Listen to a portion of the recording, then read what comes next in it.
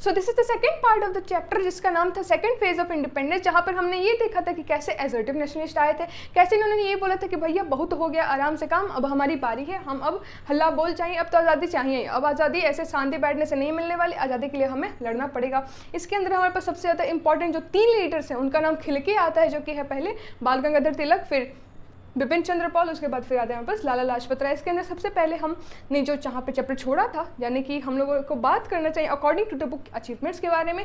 पर पहली बात तो ये, जब तक लीडर्स के बारे में पढ़ोगे नहीं तब तक अचीवमेंट्स कहाँ से समझ में आएंगे, या फिर ये भी समझ लो कि अगर तुमने लीडर्स के बारे में पढ़ लिया ना तो अचीवमेंट्स ऑटोमेटिकली समझ में आ जाएंगे। तो दोनों का केस है, तो हम ऐसा नहीं है कि अचीवमेंट्स को छोड़ देंगे, हम पहले लीडर्स को कंप्लीट करेंगे उसके बाद अचीवमेंट्स पे आएंगे। नोट्स यहाँ पर लिखे हुए हैं, और एक बात मैं बता दूँ, यहाँ पे जो भी चीज़ें हैं उसको आप लिखने की कोशिश मत कीजिएगा। क्यों? क्योंकि नोट्स आपको नीचे मिल जाएंगे। क्यों? और दूसरा पॉइंट ये, क्योंकि यहाँ पर मैंने जो लिखा है वो चीट कोड टाइप में लिखा है, मतलब ऐसी चीज़ें जो कि बस मेरे को पढ़ते समझ में आ जाए, आपको समझ में आएगी, मतलब सुनोगे तो ऑब्वियसली आ जाएगी।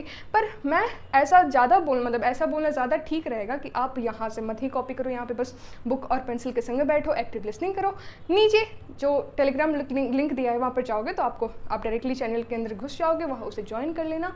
उसके बाद वहाँ पर आपको चैप्टर के नोट्स मिल जाएंगे, उन्हें लिखा होगा ग्रोथ ऑफ नेशनलिज्म कौन सा है, सेकंड फेज कौन सा है, फर्स्ट फेज। ठीक है, चलिए शुरू करते। सबसे पहले हम बात करेंगे बाल गंगाधर तिलक के बारे में। इनका जन्म कब हुआ था भाई? तो इनका हुआ था 1856 के अंदर। ठीक है, इन्हें कहा जाता है कि फादर ऑफ एसर्टिव नेशनलिज्म। मतलब ये समझ लो कि जो एसर्टिव नेशनलिज्म की भावना आई थी ना, एसर्टिव नेशनलिस्ट आए थे ना, तो इनके पापा थे। इन्होंने ही प्रारंभ किया था। ठीक है, इन्होंने ही शुरुआत की थी कि अब बहुत हो गई शांत स्वभाव की बातें, अब थोड़ी सी एग्रेसिव बोलने की आवश्यकता है, वरना ये तो ब्रिटिश जो है वो हमारे जो भारत है इससे बाहर जाने वाले नहीं है। ठीक, इन्होंने स्वराज की मांग की कि अब देखो अब हमारा स्वराज का बारी आ गया। ठीक है, मतलब इन्होंने ये एक नारा लगाया था, आप सभी ने बहुत बार सुना होगा, that Swaraj is my birth right and I shall have it. मतलब स्वराज मेरा जन्म अधिकार है और मैं इसको लेकर ही रहूँगा। मतलब कंप्लीट इंडिपेंडेंस मेरा बर्थ राइट है, अधिकार है। ठीक है, जन्म सिद्ध अधिकार है, इसे तो मैं लेकर ही रहूँगा। ये इनका नारा था, आप सबने सुना होगा। अब देखो एक प्लस पॉइंट मैं बता दूँ, जब भी आप जैसे आपके एग्जाम के अंदर आएगा ना कि कंट्रीब्यूशन लिख दो या फिर इस जो लीडर है उसके बारे में बता दो, तो सबसे अच्छी बात है कि जितने भी महान लीडर्स हैं, दादा भाई नौरोजी हो गए, ये तीनों हो गए, या फिर भगत सिंह हो गए, सुभाष चंद्र बोस हो गए, कोई भी जिसके बारे में भी लिखा, महात्मा गांधी हो गए, जिनके बारे में बोला गया है, उन सबके एक एक बहुत ज़्यादा फेमस जो कोट्स हैं ना उसे याद कर लो। क्योंकि याद कर लोगे मतलब बहुत टाइम अभी एग्जाम है, फरवरी मार्च में जाकर एग्जाम होने वाले हैं, तो अभी तक तो आराम से हो जाएंगे।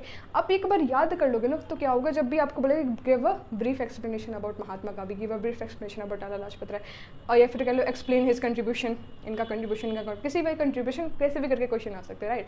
तो उसके अंदर आप तो पहले इनकी स्टार्टिंग लिखोगे, इन्होंने इनका नाम क्या था, इन्होंने जन्म कब लिया, इन्होंने क्या क्या पार्टी की थी, उसके बाद जब कंक्लूड करोगे तो बस डबल कोटेशन के अंदर लिख देना कि इनका ये बहुत ज़्यादा इंपॉर्टेंट सा एक स्लोगन था, जिससे जो टीचर है ना वो बहुत ज़्यादा इंप्रेस हो जाएगा। और भले आपने ऊपर के पॉइंट बहुत ही फालतू लिखे होंगे, ठीक है, एक ही दोनों पॉइंट को रिपीट करते हुए होंगे, लेकिन फिर भी वो जो कोट्स जब अगर लिखोगे ना तो फिर आपके जो मार्क्स है वो बढ़ जाएंगे। अगर मान लो टीचर 1 देने वाला होता ना तो आपको 1.5 तो देगा ही कम से कम, और अगर आपने ऊपर के भी पॉइंट्स अच्छे लिखे हैं 2 तो आराम से मिल जाएंगे। समझ गए? आगे बढ़ते। फिर इन्होंने बोला कि देखो यार बहुत हो गए पिटिशंस की बारी, हमने बहुत ज़्यादा पिटिशंस, अर्ली नेशनलिस्ट आए थे, उन्होंने बहुत ज़्यादा पिटिशंस लिखे, उनका जो फ़ायदा हुआ वो तो हमें सबको दिख रहा है, कुछ भी हुआ नहीं। और जो ब्रिटिश जैसे थे वैसे ही रह गए, उसके ऊपर से साथ साथ जो बेचारे लॉयल थे ब्रिटिश क्राउन के अकॉर्डिंग, मतलब ब्रिटिश क्राउन के लिए अर्ली नेशनलिस्ट उन्हें लॉयल माना जाता, राइट। उनको भी ब्रिटिशर्स ने गद्दार सहला दिया कि भैया तुम लोग तो किसी काम के नहीं, तुम लोग नमक जिस थाली का नमक खाते हो उसी के अंदर छेद कर रहे हो, उनके ऊपर इल्ज़ाम लगा दिया। तो बोला कि देखो यार तुमने सच्चाई का जो सीधा साधा रास्ता है उसको अपना के तो देख लिया ना, कुछ हुआ क्या? नहीं हुआ। तो अब हमें भी एक चांस अपनाने दो, अगर हमारे बाद भी कुछ नहीं होगा तो ठीक है भैया, हम दोनों एक ही नाव की सवारी हो जाएंगे। तो यहाँ ने बोला कि हमें पिटिशन से अब हमें पॉलिटिकल राइट्स चाहिए, हमारा भी हक है। तुम हो सकता है ब्रिटिशर्स, तुम हो सकता है कि तुम इंडिया के ऊपर राज करो, ठीक है, तुम इंडिया के साथ साथ और भी सारे कंट्री पे राज करो, ठीक है, पर तुम हमसे हमारा पॉलिटिकल राइट तो नहीं छीन सकते, इसका हक तो तुम्हें किसी ने नहीं दिया। हालांकि इस बात को रियलाइज़ करते करते बहुत सारे साल लग गए कि ब्रिटिशर्स ने ही हमारी इकोनॉमिक कंडीशन को बहुत डाउन करवा दिया, ब्रिटिशर्स ने हमारा freedom of speech, freedom of talk, freedom of everything, उन सबको छीन लिया। ये रियलाइज़ करते बहुत समय लग गया, ठीक है। फिर इन्होंने गणपति और शिवाजी की जो फेस्टिवल थी ना उससे लाना शुरू कर दिया, ताकि जो लोग हैं वो फिर से उनको अपने जो पास्ट था उससे ग्लोरिफिकेशन होने लगे, मतलब याद करने लगे कि हाँ यार विक्रमादित्य नाम के जो राजा हुआ करते थे, उन्होंने इतने ज़्यादा भारत के संग संग इतने ज़्यादा जो इनके मतलब भारत के आसपास जितने भी सारे राष्ट्र हैं उन सबके ऊपर राज किया था, तो हम इन ब्रिटिशर्स के आगे कैसे गुलामी कर सकते हैं? वो तो हमारे इंडिया के थे ना विक्रमादित्य। वैसे ही गणपति फेस्टिवल्स को उत्तेजित किया और मतलब गणपति फेस्टिवल्स को मनाना शुरू करवा दिया, जिससे क्या हुआ कि लोग बहुत ज़्यादा एक यूनिटी महसूस करने लगे। बोले कि अब तो भैया कुछ भी हो जाए, भले मतलब बातचीत हो ना हो, अब तो ब्रिटिशर्स को हमें यहाँ से भगा के लेकर गए, ठीक है, भगा कर ही ले जाना है। उसके साथ साथ इन्होंने शिवाजी फेस्टिवल ऑर्गेनाइज करवाना शुरू किया सारे महाराष्ट्र में, ठीक है, पूरा बहुत धूम धड़ाका के साथ गणपति और सारे से शिवाजी फेस्टिवल मनने लगे, जिसके कारण जो शिवाजी, छत्रपति शिवाजी, इनकी जो महानता है वो लोगों के सामने फिर से उमर के आई कि अरे तुम इस देश से बिलोंग करते हो जहाँ पे शिवाजी जैसे महान राजा जन्म लिए हैं, जहाँ पे महाराणा प्रताप जैसे महान राजा जन्म लिए हैं, जहाँ पे विक्रमादित्य जैसे महान राजा जन्म लिए हैं, जहाँ अशोक जैसे महाराजा जन्म लिए हैं, तुम इस देश के नागरिक होके किसी और की गुलामी कैसे कर सकते हो? ये भावना आई इनके अंदर से, इनके द्वारा सभी लोगों के अंदर ये भावना आना शुरू हो गई। समझ में आ रहा होगा? बहुत अच्छा। फिर ये इन्होंने मराठा और केसरी ये दो नामक न्यूज़पेपर को लाना शुरू किया। अब यहाँ पे एक बात बहुत ज़रूरी है, क्या कि ये जो मराठा है ना, बोलते वक्त तो मराठा है, ठीक है, यहाँ पर एक बार लिख कर बताते हैं। बोलते वक्त क्या है? मराठा है, ठीक है, ये बोलते वक्त है, बट लिखते वक्त ये मराठा ऐसे लिख दोगे ना तो मार्क्स कट गया। लिखते वक्त हमें लिखना है महाराठा, ठीक है, महाराठा। ये इंग्लिश न्यूज़पेपर हुआ करता था, तो समझ जाओ इंग्लिश हमारी क्या ही करते हैं, ठीक है, हमारे स्पेलिंग्स को भी मिटा देते। तो ये पॉइंट एक बार ध्यान रखना। क्यों मैंने ये पॉइंट बोला? क्योंकि हम निगलेक्ट कर जाते हैं, और ये गलती मैं खुद के एक्सपीरियंस से बताती हूँ। जब मैं 10th में थी तो मैंने ये गलती की थी। प्री बोर्ड्स से पहले वाले जो एग्जाम्स होते हैं ना, हाफ ईयरली वगैरह, उसके अंदर मैंने मराठा लिखा था, ठीक है, तो फिर टीचर ने मार्क्स काटा, तो मैं होगी तो सुख मैंने बोला था टीचर से कि मैम मैं अपने मार्क्स क्यों काटा? तो बोले इधर आओ, इधर, ये क्या लिखा है? मराठा। बुक में क्या लिखा है? महाराठा। ओह, स्पेलिंग मिस्टेक, समझ गए? तो ये महाराठा है, साथ ही साथ केसरी तो याद रखना, केसरी हिंदी न्यूज़पेपर, राइट।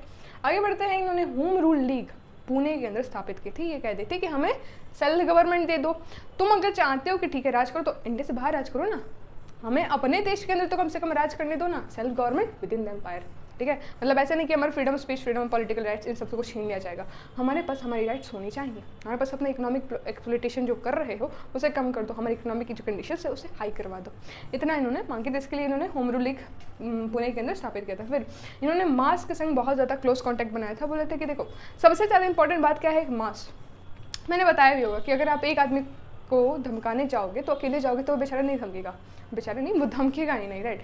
लेकिन वहीं आप 10 लोगों को लेकर जाओ, 10 अपने दोस्तों को लेकर जाओ, इस क्लास से उस क्लास से, सारी क्लास से दोस्तों को पटोर के जाओ, उसके सामने बस जाके खड़े हो जाना तो वो आपके सामने पैर ठोक देगा, मतलब घुटने टेक देगा, पैर ठोकने घुटने टेक देगा, हार मान जाएगा। तो उन्होंने उसे लिए मास को बहुत ज़्यादा एकाग्रित किया। मैंने बोला कि आ जाओ हमारे साथ, अब हमें तो ब्रिटिशर्स को देश से बाहर निकाल ही देना है। और साथ ही साथ इन्होंने मास के साथ बहुत ज़्यादा नाता बनाया। जैसे कि फॉर एग्जांपल जब भी मोदी किसी देश के अंदर जाते हैं, इंडिया से बाहर, या फिर गुजरात में है तो ठीक है उनकी तो भाषा है, केरला में आ गए, बिहार में आ गए, कहीं भी आ जाते हैं तो वो पहले सबसे पहला जो शब्द होता है ना वो उसी लोकल लैंग्वेज के अंदर लेते हैं। जैसे फॉर एग्जाम्पल मान लो वो गुजरात के अंदर, गुजरात तो है, जैसे मान लो बिहार के अंदर आ गए तो उनका जो फर्स्ट उन्होंने तो का हल बा ठीक बा ऐसा करके होगा, ठीक है। लेकिन वहीं वो केरला में जाएंगे तो उनका जो लैंग्वेज है उसे इस्तेमाल, जहीं वो बंगाल में आएंगे तो जो उनका जो लैंग्वेज है उसे इस्तेमाल करेंगे, ठीक है।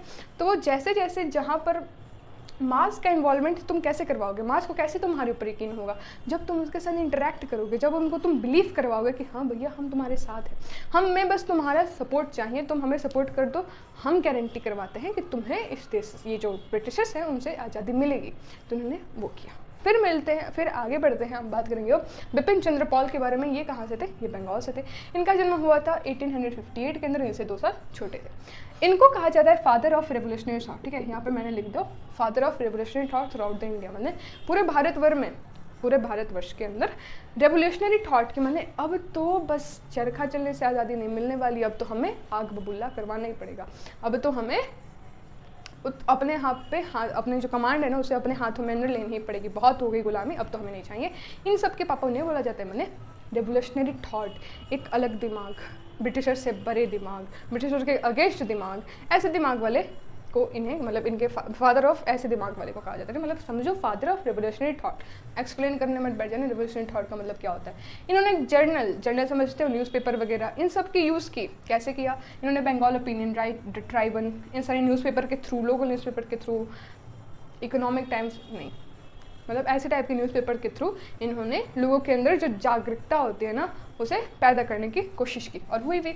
इनका एकमात्र उद्देश्य था, एकमात्र मतलब बेसिक जो था वो उन्होंने बोला कि देखो यार, अगर तुम्हें फ्रीडम चाहिए, आज़ादी चाहिए, तो उसके लिए एडुकेशन बहुत ज़रूरी है, पढ़ाना बहुत ज़रूरी है। ये नहीं कि अल्फ़ा बीटा गामा ये सब पढ़ा रहे हो, नहीं।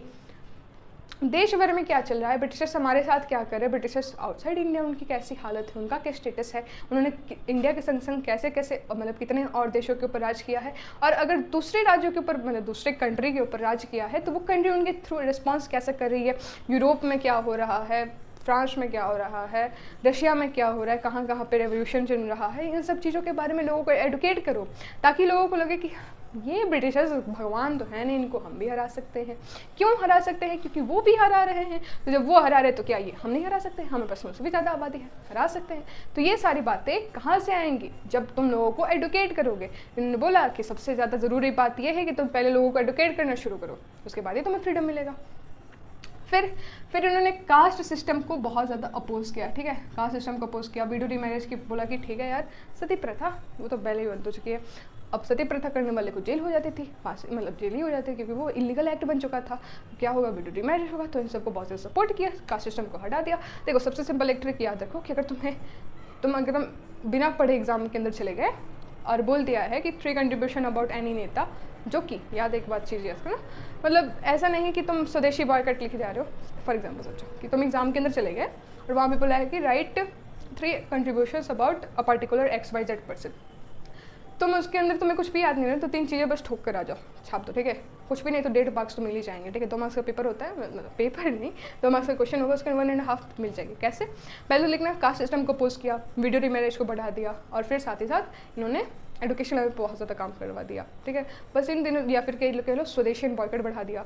अब स्वदेशी बॉयकट ऐसा मत कर देना कि दादा भाई नौरोजी के जमाने के लिए मतलब दादा भाई नौरोजी का कंट्रीब्यूशन लिखा है, उसके अंदर स्वदेशी बॉयकट बना रहे हो, तो फिर टीचर तुम्हें मुर्गा बनाएगा। क्यों? क्योंकि उस जमाने में तो स्वदेशी बॉयकट के बारे में कोई सुना ही नहीं था, जानते ही नहीं थे। स्वदेशी बॉयकट कब आया? बाद में आया। तो बस जो पूछा गया है, एक पर डेट्स ध्यान रख लो कि कौन सा नेता है, कौन सा दौर चल रहा है, ये कौन सा पीरियड चल रहा है, उन सब के हिसाब से वो पॉइंट्स लिख कर आ जाना। 4 से 3 पॉइंट्स, बस यही 3 याद रख लो, तुम्हारे मार्क्स तो पक्के मिल जाने। पर ऐसा भी मत कर देना कि अब तो 3 मार्क्स मिल ही जाएंगे, ऐसा भी नहीं हो सकता। आपको एलेबोरेट करके लिखना पड़ेगा बोर्ड एग्जाम के अंदर। ये बोर्ड एग्जाम की बातें में नहीं हो रही, ये 3 मार्क्स लिख कर आ जाएगा, ऐसा नहीं होता। ये हो रहा है एग्जाम के टेस्ट के अंदर, ठीक है। आए दिन टेस्ट होते रहते ना, परेशान हो गए हो तो 3 चीज़ें बस याद कर लो, मार्क्स मिल जाएंगे। आगे बढ़ते हैं। इन्होंने स्वदेशी एंड बॉयकट देखा, मैंने बोला ना, यहाँ पे फिर से वहीं आ गए, यहाँ पे पढ़ोगे वो भी वहीं आ जाएगा। स्वदेशी एंड बॉयकट एक बार एक और पॉइंट है, उसे भी याद कर लेना। फिर इन्होंने ये भी बोला था कि देखो जो अमीर है उनसे ज़्यादा टैक्स वसूलो ना, गरीब को क्यों परेशान कर रहे हो? अमीर जो है उनके पास बहुत ज़्यादा पैसा है, उनसे टैक्स बढ़ो। उन्होंने ये पॉइंट बोला कि जो अमीर लोग हैं उनसे टैक्स बढ़ाना ज़्यादा ठीक रहेगा। फिर अब बात करेंगे हम लोग लाला लाजपत राय जी के बारे में। इन्हें 2 मशहूर नामों से बहुत ज़्यादा फेमस किया गया है। पहला पंजाब केसरी, या फिर कह लो पंजाब केसरी, और दूसरा शेर पंजाब, ठीक है। दोनों में से कोई भी एक याद रख लो।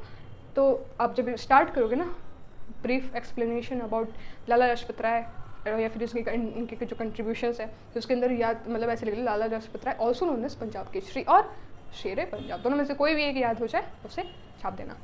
फिर ये पहले ऐसे नेता थे जिन्होंने इम्पेरियलिज्म और साथ ही साथ कैपिटलिज्म को दोनों को एकजुट किया था। अब ये क्या होता है? इम्पेरियलिज्म और कैपिटलिज्म की बात हो रही थी। इम्पेरियलिज्म का मतलब ये होता है कि जो भारी भरकम जो देशेस होते हैं, ठीक है, जो बड़ी बड़ी कंट्रीज होती हैं, वो क्या करती हैं, रूल एंड गवर्न करती हैं छोटी छोटी कंट्रीज़ के ऊपर, जैसे कि ब्रिटेन कर रहा था, ठीक है, हमारे ऊपर, साथ ही साथ और भी सारी कंट्रीज़ के ऊपर।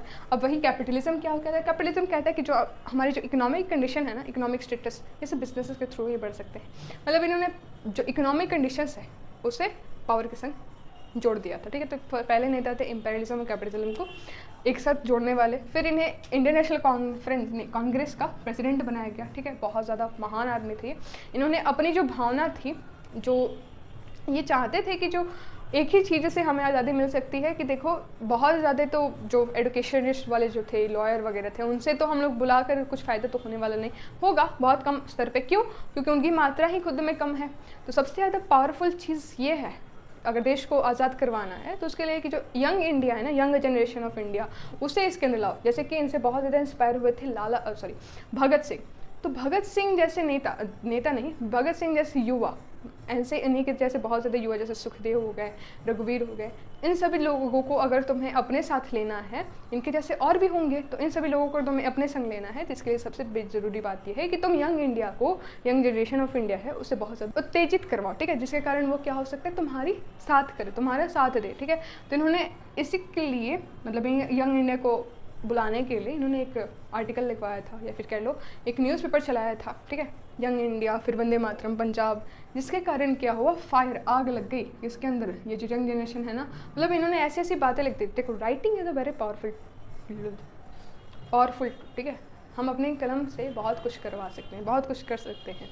अब जैसे फॉर एग्जांपल ये भी देख लो कि जब किसी को मौत की सज़ा होती है तो उसका भी लिखा जाता तो कलम से ही है ना, टाइपराइटर से थोड़ी नहीं लिखा जाता, कलम से ही लिखा जाता है। तो कलम के अंदर बहुत ज़्यादा ताकत है, ठीक है। तो उन्होंने कलम के द्वारा यंग इंडिया को बहुत ज़्यादा इंस्पायर किया। यंग इंडिया को बोला कि अब तो बस ऐसी आग लगा दी कि अब बस एक ही आइडियल बन चुका था, एक ही गोल बन चुका था सभी लोगों का कि अब तो चाहिए आज़ादी, समझे। फिर इन्होंने ऑर्फनेजेस, हॉस्पिटल्स और स्कूल्स, इन सब चीज़ों को खोला था, ठीक है। ऑर्फनेज में समझो अनाथालय, ठीक है, जो अनाथ है उन सब के लिए स्कूल्स खोले थे, हॉस्पिटल्स खुलवाए थे अपने बलबूते पे, इन सभी टीम वर्क के थ्रू। लाला लाजपत राय अपने संग संग तिलक को, पाल को इन सबको एक संग लेकर चले थे। बस यही 3 लोग नहीं थे, इनके संग बहुत ज़्यादा साम्राज्य चल रहा था, ठीक है। अब एकदम लड़ाई हो रखी थी कि अब तो बहुत हो गया शांति, अब तो हमारी बातें शुरू होंगी, अब लठ से ही बात होगी, ठीक। फिर जब साइमन कमीशन हो रहा था, अब साइमन कमीशन क्या होता है तो ये अगले चैप्टर्स में बहुत ज़्यादा डिटेल में हम बताएंगे, पर अभी के लिए बस इतना समझो। जब साइमन कमीशन हो रहा था उसका अपोज करने के लिए जब ये गए थे, तब इन्हें लाठी से मारा गया था, सबके ऊपर लाठी चार्ज करवा दी गई थी, जिस वजह से इन्हें चोट लग गई और वहीं पर इनकी ऑन स्पॉट डेथ हो गई थी। फिर तो इन्होंने ये टर्म, मतलब ये चीज़ बोली थी खुद, ठीक है। इन्होंने बोला कि lathi blows inflicted on me would prove someday as nails in the coffin of the British empire, यानी कि हर एक लाठी, जितनी भी लाठी आज मुझ पे पड़ी हैं, उन सब का बदला इस ब्रिटिश साम्राज्य के कफन पे पड़ी हुई लकीर, जो नेल्स होती हैं ना, उनसे लिया जाएगा। एक बार मैं फिर से रीड आउट करती हूँ कि मेरे शरीर पे पड़ी हर एक चोट ब्रिटिश साम्राज्य के कफन के जो कीलें होती हैं ना, उसके सामान्य होंगी। उसके बाद फिर हम पढ़ते हैं अचीवमेंट्स के बारे में। इतने सारे लोगों के बारे में पढ़ लिया, अब अचीवमेंट्स की बारी है। अचीवमेंट्स में हुआ कि जो सेल्फ कॉन्फिडेंस और सेल्फ रिलायंस मिडिल क्लास के अंदर आने लगा, अब उन्हें भी लगने लगा कि नहीं भैया, सिर्फ पढ़े वाले जो ऊपर क्लास चल रहे हैं उनके ही सपोर्ट से हमें ब्रिटिशर से आज़ादी नहीं मिल सकती। अगर हमें आज़ादी चाहिए तो हमें भी ऑन द ग्राउंड आना पड़ेगा। हमारे अंदर कॉन्फिडेंस किस लोगों ने बढ़ा, इन नेताओं ने बढ़ा, ठीक है। तुम्हारे अंदर तुम्हें इनकरेज करना है ना, तो इन लोगों ने इनकरेज किया इन लोगों को, ठीक है। फिर मिडिल क्लास को, स्टूडेंट्स को और यूथ को बहुत ज़्यादा इनकरेज किया, जैसे हमने देख ही लिया यंग इंडिया से। फिर तिलक ने क्या किया, गणपति और शिवाजी फेस्टिवल बनाने शुरू करवा दिया, सेलिब्रेट करवाने शुरू किया, ऑर्गेनाइज करवाने शुरू किया, जिससे क्या हुआ, लोग अपने पास को देखते थे, बोले कि अरे इस धरती पे शिवाजी जैसे महान राजा जन्म लिए थे, साम्राज्य उनका बहुत विशाल था, इनकी बहुत ज़्यादा विशेषता थी, इनकी पूजा की जाती है, उनकी भूमि पे जन्म लेने के बावजूद हम किसी और को खुद के ऊपर गुलामी करता हुआ कैसे देख सकते हैं, ये बहाना है इनके अंदर है, ठीक। फिर वर्नाकुलर लैंग्वेजेस समझते हो, मैंने लोकल लैंग्वेज, उसके अंदर इन्होंने स्पीक किया, बोला, ठीक है, अपनी भाषा में। जब तक तुम एक दूसरे की भाषा नहीं जानते तब तक तुम बात नहीं कर सकते। हिंदी इज़ द मीडियम, या फिर कह लो इंग्लिश इज़ द मीडियम, जिससे बात करते हैं। पर ज़्यादा खुशी उस बंदे को तब होगी जब तुम उसी की भाषा में बात करोगे, वो तुमसे ज़्यादा इंस्पायर होगा, वो तुम्हारी बात को और भी ज़्यादा सुनेगा कि अरे इसने मेरे लिए मेरी भाषा याद की, या फिर कह लो सीख ली। तो इन्होंने उनकी जो लैंग्वेज थी ना, उसके अंदर बातें बताना शुरू की थी, बोलना, स्पीचेस होते थे, राइट। और पंजाब में हो रही तो पंजाबी में बोले जा रहे, ठीक है, हरियाणा में हो रहे तो हरियाणवी में बोली जा रही है, गुजरात में तो गुजराती में बोली जा रही है। उसके संग संग इन्होंने राइट भी किया न्यूज़पेपर्स वर्नाकुलर लैंग्वेजेस के अंदर, वहाँ पर ब्रिटिश को उनका जो काला रूप बोलते हैं ना, असली सच्चाई, उसे छापा, उसको दिखाया, लोग पढ़ते थे, देखे हाँ भाई सही बात है, ठीक। फिर नेशनलिज्म की जो भावना है वो सबके अंदर जागृत हो गई। अब यहाँ पे सिर्फ और सिर्फ ये जो लड़ाई एक तरफा ना रह गई थी, अब ये जो लड़ाई है वो पूरे ग्राउंड लेवल पे चलना शुरू कर दी, ठीक है। मिडिल लेवल तो चल ही रहा है, मतलब ये जो लॉयर वगैरह है, प्रोफेसर हैं, ये सब तो चल ही रहे हैं। अब इसके संग संग जो ग्राउंड लेवल है, जो यूथ है इंडिया का, जो सबसे ज़्यादा था, उसको भी इंडल्ज करवा दिया कि अब देखो भैया, जब सब संग होंगे ना, तभी तो मिलेगी हमें आज़ादी। नेशनलिज्म की भावना बढ़ने लगी। फिर इंडिया से अब इनकी एक ही उम्मीद थी कि अब इंडिया के अंदर हम लोग अकेले, मतलब ये जो ब्रिटिशर्स हैं इनके संग तो रहेंगे नहीं, हमें क्या चाहिए, तो हमें चाहिए कंप्लीट फ्रीडम, ठीक है, माने संपूर्ण स्वराज, समझ रहे हो, कंप्लीट इंडिपेंडेंस कह लो, कंप्लीट फ्रीडम कह लो। उसके बाद इनकी बातें इतनी ज़्यादा इंस्पायरिंग, इनके जो टर्म्स थे, इनकी जो बातें थी, इनके जो काम थे, इतने ज़्यादा इंस्पायर हो गए थे कि लोग यहाँ तक तैयार हो गए थे कि अब तो हमें चाहिए आज़ादी। इसके लिए हमें फ़र्क नहीं पड़ता कि हमें अपनी जान गंवानी पड़े, हमें अपनी धन दौलत कमानी पड़े, हमें अपने परिवार गंवाने पड़े, ठीक है, कमाने नहीं गंवाने, ठीक है, तो गंवाने पड़े कुछ भी, ये लोग सब कुछ छोड़ने के लिए तैयार हो गए थे कि अपने देश के लिए हम मर मिटने को तैयार हैं। अब आज के ज़माने में कोई नेता तुमसे आकर बोलेगा कि अपनी जान दे दोगे अपने देश के लिए, तो तुम नहीं दोगे, राइट। सलाम है उन सिपाहियों का, उन मेजर्स का, उन लोगों का जो आज भी बॉर्डर पे खड़े होते हैं और हमारी जान बचाने के लिए अपनी कुर्बानी देते हैं। याद करो इन इतिहास के पन्नों को और देखो हमें आज़ादी दिलवाने के लिए लोगों ने कितने ज़्यादा काम किया, और हम आज के दिन में क्या करें? क्या हम अपनी जो आज़ादी हमें मिली है उन सबका सही इस्तेमाल कर रहे हैं कि बस उससे पानी में बहाए जा रहे हैं?